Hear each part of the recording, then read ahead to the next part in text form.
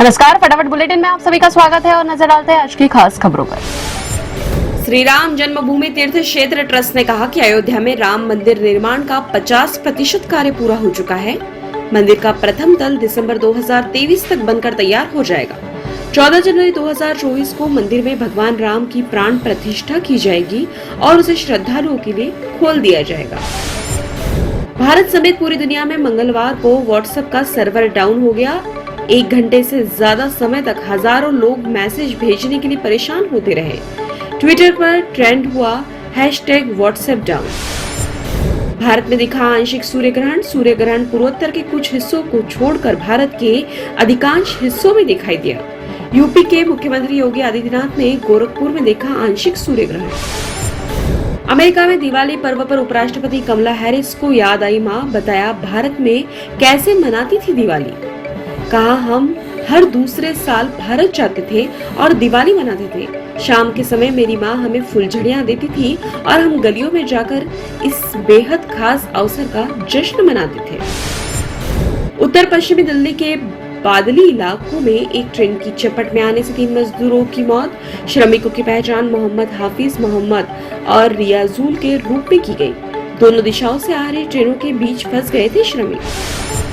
दीपावली के एक दिन बाद शहर में वायु गुणवत्ता खराब हुई। पुलिस ने पटाखा जलाने की निर्धारित समय सीमा समेत नियमों के उल्लंघनों के सिलसिले में कुल 354 मामले दर्ज किए।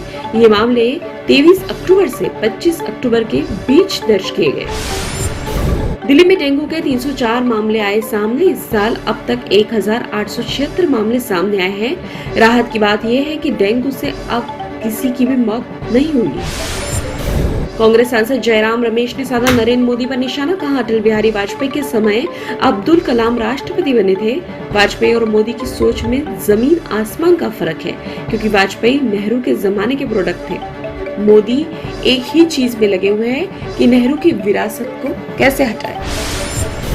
दिल्ली अग्निशमन सेवा के निदेशक अतुल गर्ग ने कहा कि हमें 23-24 अक्टूबर के बीच कुल 201 फायर कॉल प्राप्त हुए। पटाखों पर प्रतिबंध के कारण तुलनात्मक रूप से 20% कम कॉल आई।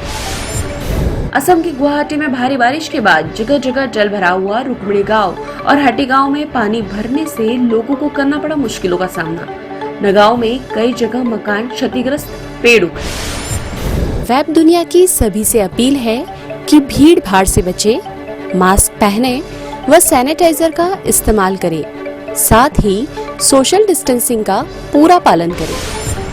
राजधानी दिल्ली में प्रदूषण कम करने के लिए पानी का छिड़काव किया गया। हाल ही आसपास के इलाकों में पराली जलाने व पटाखा जलाने के कारण प्रदूषण का स्तर खतरनाक स्तर पर पहुंच गया था। पश्चिम बंगाल के उत्तर 24 परगना जिले में रेलवे ट्रैक के निकट हुआ विस्फोट। बम विस्फोट में 7 साल के बच्चे की मौत, 2 लोग घायल। पुलिस ने कहा कि बच्चे बम को गेंद समझकर खेलने लगे, तभी वह फट गया। कांग्रेस नेता राहुल गांधी ने पार्टी की भारत जोड़ो यात्रा के दौरान बांटे चांदी के सिक्के। राहुल ने उनके साथ चल रहे भारत यात्रियों और यात्रा के शिविर में काम करने वाले चालकों व कर्मियों को दिवाली की मुबारकबाद देने के साथ साथ उन्हें चांदी के सिक्के और मिठाइयां भेंट की। मध्य प्रदेश के दमोह जिले के देवरान गांव में विवाद के चलते दलित दंपति और उनके पुत्र की हत्या। 6 लोगों पर गोली मारकर हत्या करने का आरोप। मामूली विवाद में हुई इस घटना में दंपति के 2 पुत्र। अरुणाचल प्रदेश की राजधानी ईटानगर के नजदीक नाहरलगुन दैनिक बाजार भीषण में आग लगी। पुलिस ने कहा कि मंगलवार तड़के लगी इस आग में कम से कम 700 दुकानें जलकर खाक हो गई।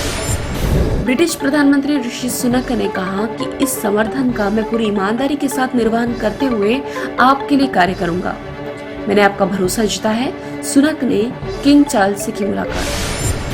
ऋषि सुनक की पत्नी अक्षता को इन्फोसिस ने दिया 126.61 करोड़ का लाभांश। नारायण मूर्ति की बेटी अक्षरा मूर्ति की इन्फोसिस में हिस्सेदारी। अक्षरा के पास सितंबर के अंत में इन्फोसिस के 0.93% शेयर बाजार में 7 दिन से जारी तेजी थमी। BSE सेंसेक्स 288 की गिरावट के साथ 59,554 अंक पर बंद हुआ। नेशनल स्टॉक एक्सचेंज का निफ्टी 74 अंक टूटकर 17,656 अंक पर हुआ। फिल्म राम सेतु न ज्ञान में इजाफा करती है और न ही मनोरंजन में। अक्षय कुमार का लुक और एक्टिंग दोनों ही निराशाजनक। वेब दुनिया ने दिए 1 स्टार। अजय देवगन और सिद्धार्थ मल्होत्रा की फिल्म थैंक गॉड कॉमेडी के नाम पर ट्रेजेडी। 2-4 सीन को छोड़कर फिल्म में कुछ भी नहीं देखने लायक। वेब दुनिया ने दिए 1 स्टार। ये थे फटाफट बुलेटिन और ताजा अपडेट के लिए जुड़े रहिए हमारे साथ, यानी कि विजिट कीजिए webdunia.com पर। वेब दुनिया की सभी से अपील है कि भीड़ भाड़ से बचे, मास्क पहने व सैनिटाइजर का इस्तेमाल करें, साथ ही सोशल डिस्टेंसिंग का पूरा पालन करें।